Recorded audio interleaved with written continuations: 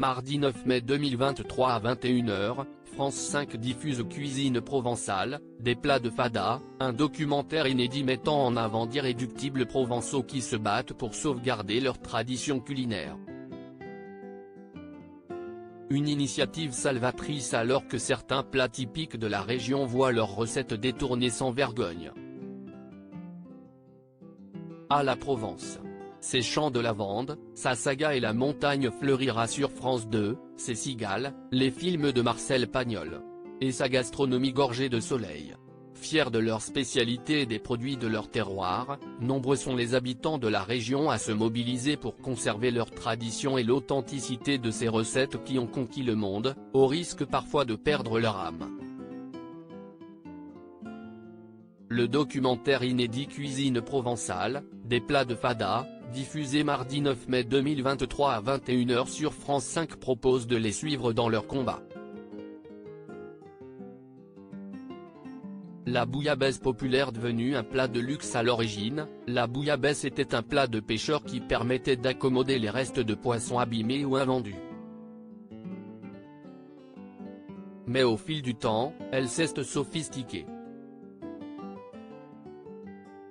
En principe, elle doit être confectionnée uniquement à partir de poissons de roche, rascasse, vive, murène, congre, Saint-Pierre ou encore galinette.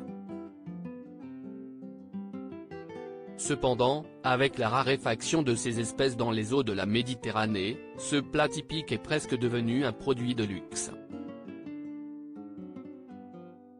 Il faut désormais compter 50 € minimum pour une bouillabaisse digne de ce nom.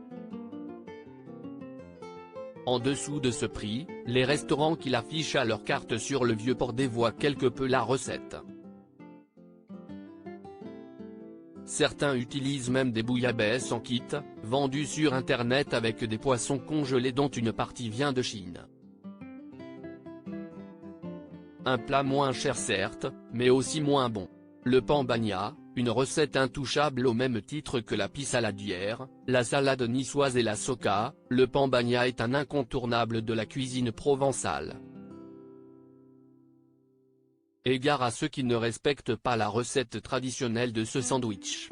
L'association La Commune Libre du Pambagna veille au grain, tomates, radis, poivrons verts, cébettes, olives noires, œufs durs, thon, anchois et huile d'olive. La liste des ingrédients autorisés pour en confectionner un vrai ne souffre aucune contestation. On peut éventuellement en enlever un ou deux selon ses goûts, mais sous aucun prétexte en ajouter. Surtout pas de salade. Tout grand chef qu'il est, le médiatique Thierry Marx a dû vite retirer sa réinterprétation au poulet et au miel de son menu face à la levée de boucliers provoquée par ce qui est jugé comme une hérésie culinaire. Idem pour son confrère Michel Saran et sa variation à la morue et aux tomates séchées.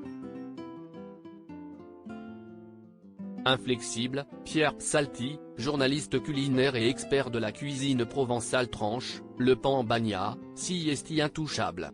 À lire aussi Sandwich, Canal+, le nouveau défi fou de Benjamin Carle pour faire un pambagna 100% français.